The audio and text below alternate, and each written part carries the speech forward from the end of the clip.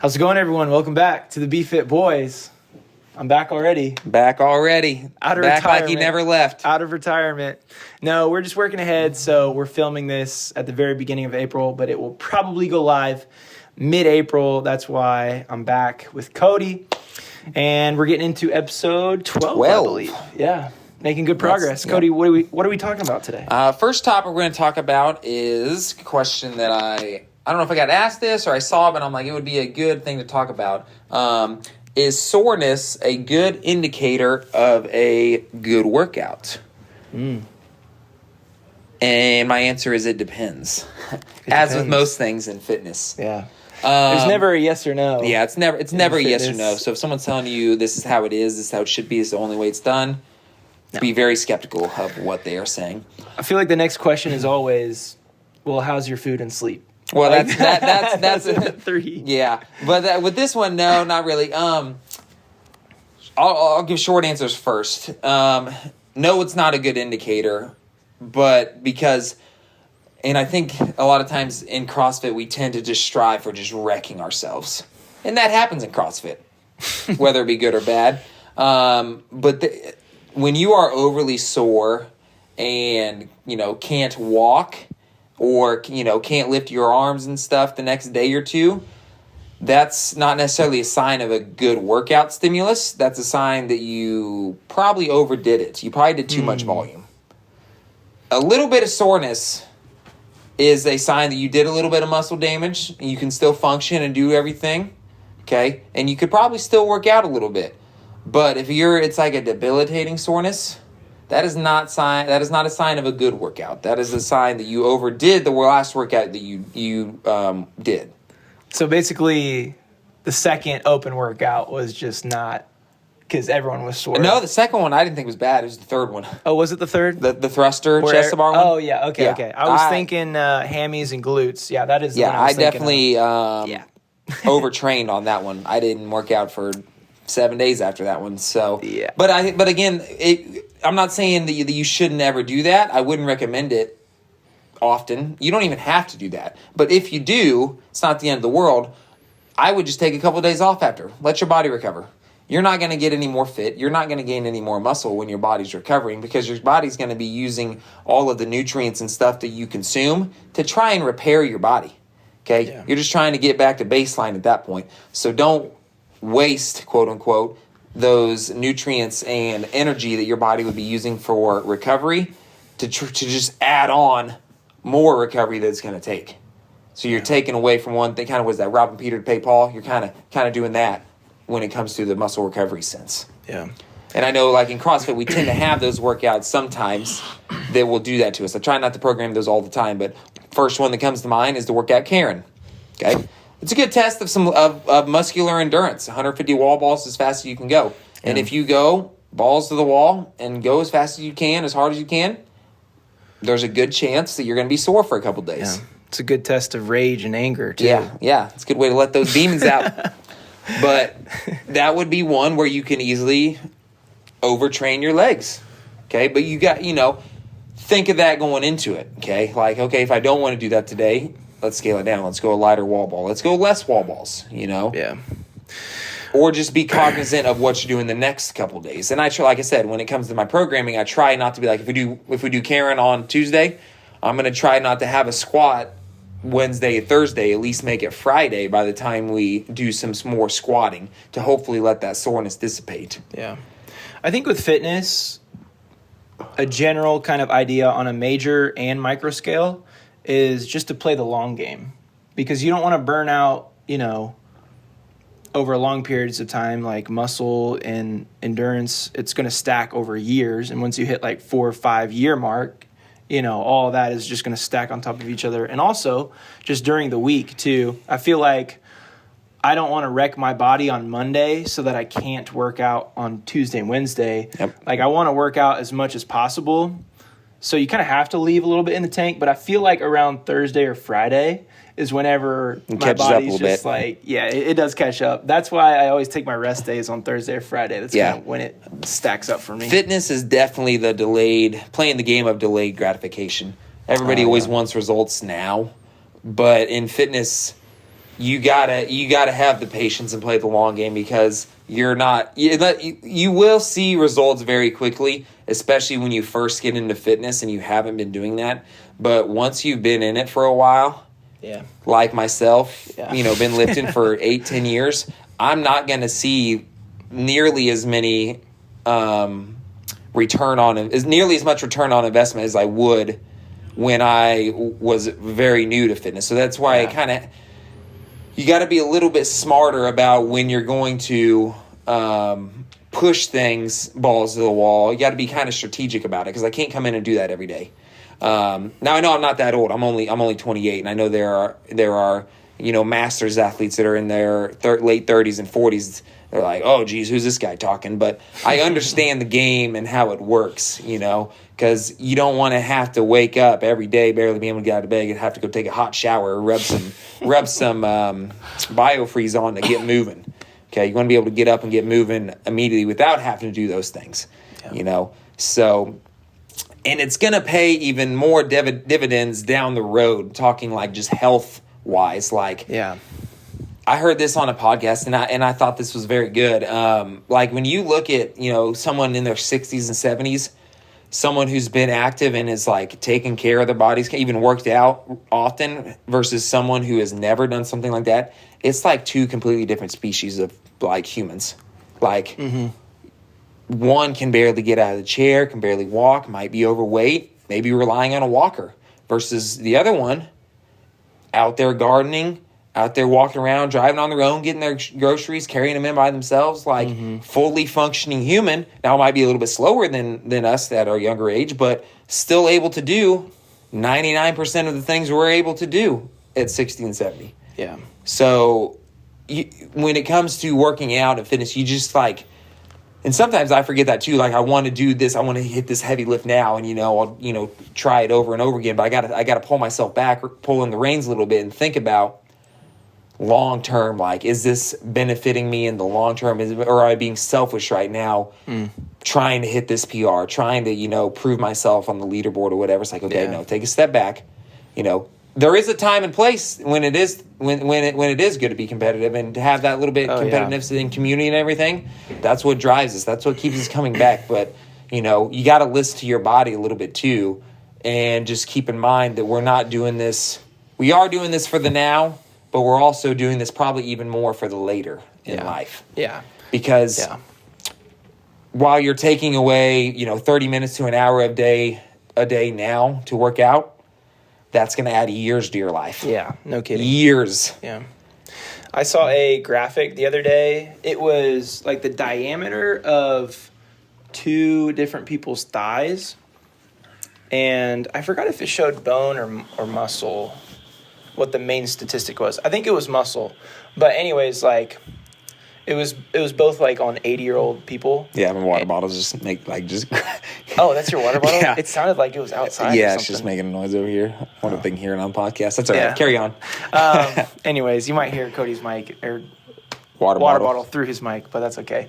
But anyways, so these two 80-year-old people, one who had worked out for 40 plus years, their muscle just looked like a tree trunk. It was full.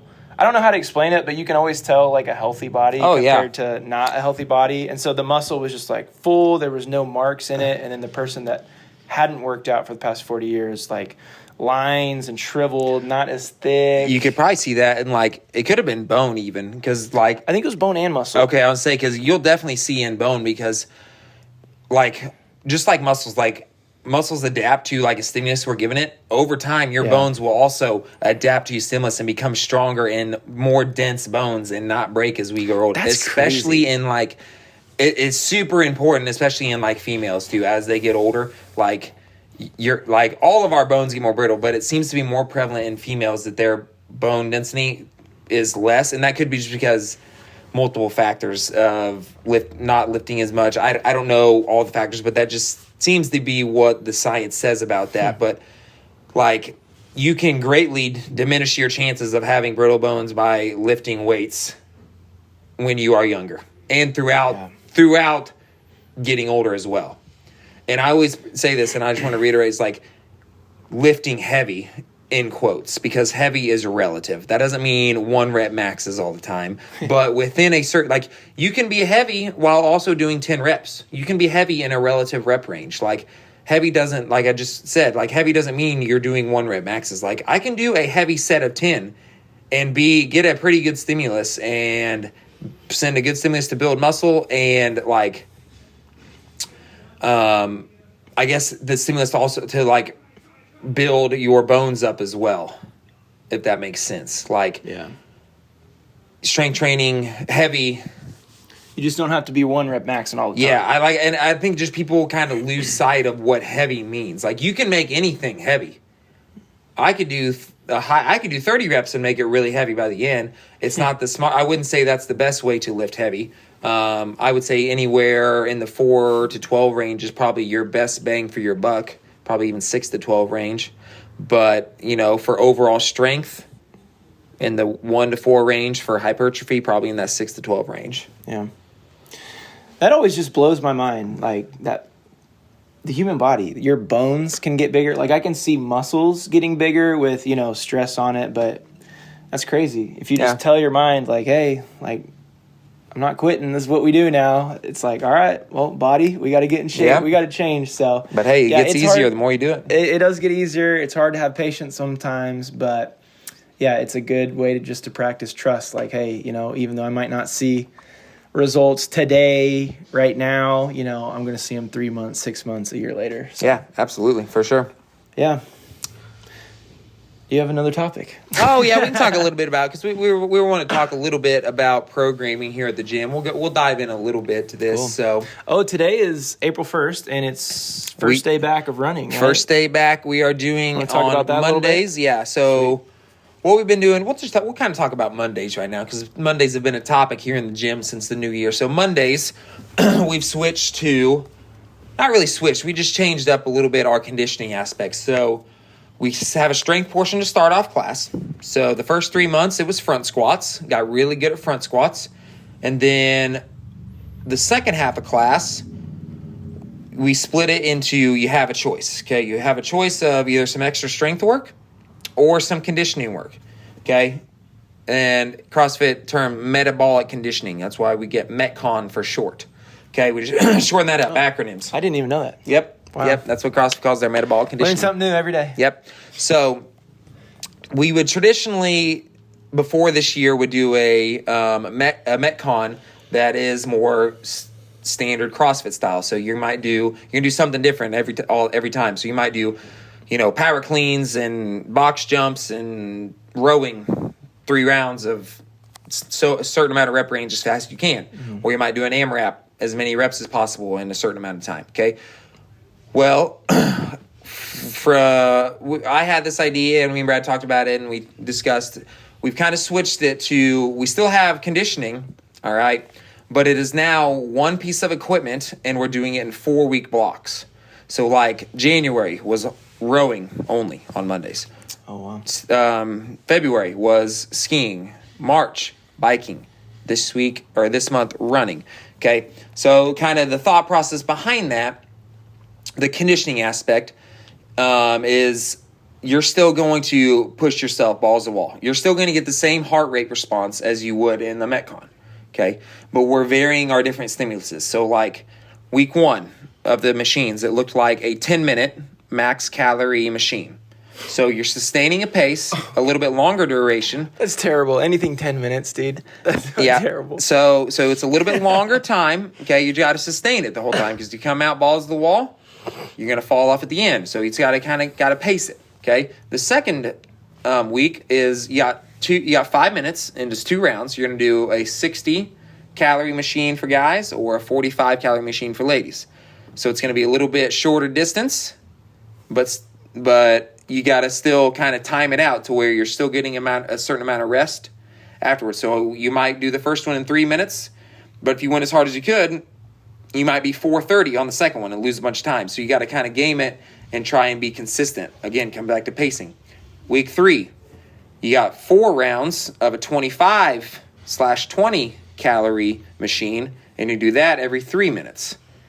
All right, so a little bit shorter distance, so you got to pick up the pace, but you still can't blow it out of the water and die in the second and third and fourth rounds. Then the final week is a 15/12 calorie sprint, all right, every 2 minutes for 5 rounds. So even a shorter stimulus. So you got a longer one, a medium one, a shorter medium one, and a short one. So you're varying through all the different kind of heart rate zones, all right, but you're still pushing yourself as hard as you can relative to the length of the workout. Yeah. I like that. You're basically giving everyone a little bit of what they want. You know, the people that like longer workouts, endurance, it's like, okay, they get that 1 week, and then the sprinters, they get that another week. So. Which is no different. Like Mondays, we were still doing no more than a 10-minute workout anyway. So the only thing that's different now is we're just getting really good at a rower, or really good at a skier, or really good at a bike for that month, and then we're going to switch it up. And one of the main reasons why I wanted to do this is because it's a lot easier on the body. Going back to the overtraining and soreness thing we talked about as the first topic, okay? It's very hard to overtrain on a rower at a maximum of 10 minutes, okay? Now you're going through a lot of hinging and squat cycles there, but the resistance and the volume won't be enough to get you to wreck your body.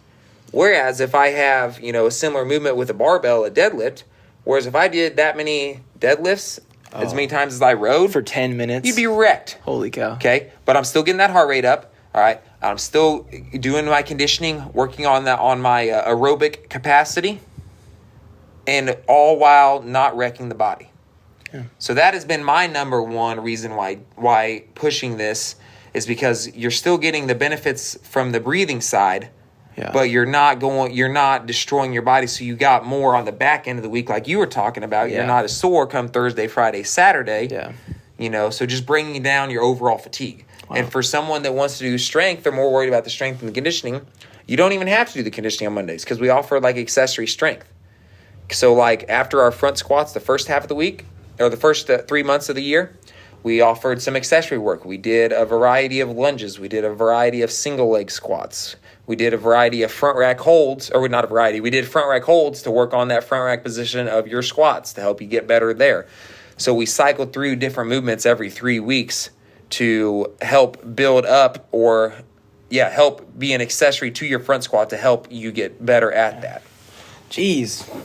Dude, you're just thinking about everything when you program, like how people are going to feel throughout the week and then throughout the month, like a training block, and like different people's types of bodies and giving people options. So because I do know people like the conditioning aspect, but most people hear this from me is like strength is, in my opinion, is more important than the conditioning. Conditioning, you can gain conditioning in a month. Conditioning is going to come pretty fast.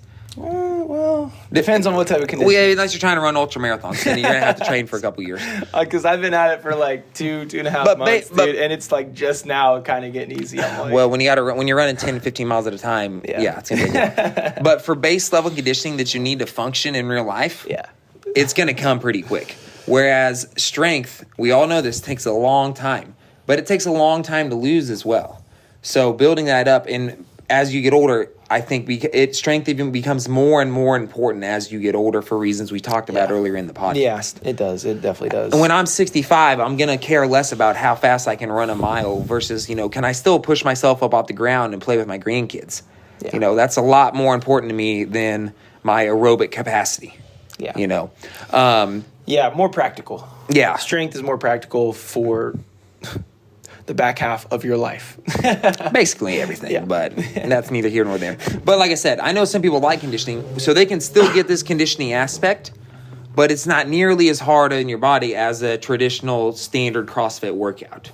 Okay? And now if someone likes the strength, we have that as well. Okay? So all of those points are kind of why Mondays you guys have seen have changed through the first 4 months of the year, okay? And why we transitioned to running, okay? We'll just go on this while we're talking about it. So CrossFit Murph is a big workout for CrossFit, okay? The Hero workout, coming up. Hero workout, at the end of May, is a big workout. I would call that a benchmark workout that a lot of people like to do. So, and that involves a mile run at the beginning and the end of the workout. So we're starting running in April.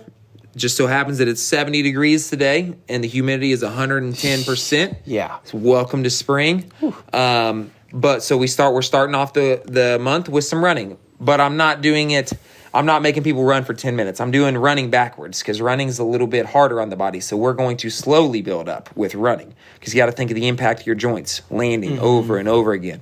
Okay. One thing also that I noticed, because they make the Metcon and CrossFit shoes like very flat. Yeah. So, I mean, that's great. Especially with the new ones, like a hard heel clip. Yeah. And that's great, when you're working a barbell and you just need to be on your heels and not your toes. But then I see people trying to run in them, and I'm like, gosh, that's going to blow up your calves. Yeah. Now, if you're sprinting, it doesn't, like at 200 like we're doing today, it's not as bad as, because you shouldn't really be heel striking with that. You should be more on your midfoot. But now longer distance, I would definitely not recommend them for a long distance. That would be rough. Yeah. Shin splints for sure. But going back to running, so like I talked to conditioning with the machines, we started off with 10-minute max. Okay. Well, we're flipping it with running. We're starting with 5 rounds of a 200-meter run. Okay. Bro, it's a good thing you didn't start with like a one or 2 mile. Exactly. Yeah. That would suck. So many people would So, not come. Can't say I'm not thinking about you guys. Okay, keep going. What's the plan for the month? So we're starting off with 5 200 meters. Okay. So a total of, what is that? 5,000 meters. Okay. Yeah. But we're breaking it up. It's not all at once. You're getting rest in between. You're recovering. Okay. So you're getting that. Okay. Week 2, we're going to run 400s. We're going to run, I think it's 3 or 4 400s, and it's going to be one every 3 or 4 minutes. Okay, so we're building a little bit. We're going from 1,200 meters up to we're going from 1,000 meters up to either 1,200 or 1,600. Okay, so by the time this podcast comes out, we've already done that. Okay, week 3, we're going to run to 800 meters. So again, no more than a mile there, but we're getting a little bit longer distance, prepping ourselves for week 4, which is a 1-mile time trial. So we're just we're not running more than a mile, but we're kind of breaking it up, building up to it, working on some running. So, and I know some people like to run, which is great. I'm not a huge runner, but I like to be able to have the capability to run if I need to run. Yeah. So, and that's the good thing about CrossFit. It kind of prepares you for a lot of things. Maybe nothing specific, but a lot of different things, which is good. But that's kind of what our conditioning plan is. And then once we finish running, we'll kind of cycle back through with our machines, but it'll be a little bit of a twist. It won't be the exact same thing. It'll be something a little bit different to keep it a little bit more fun. So nice. Yeah, so that's kind of the overview on Monday's programming and why that's been a recent shift here in 2024. Yeah.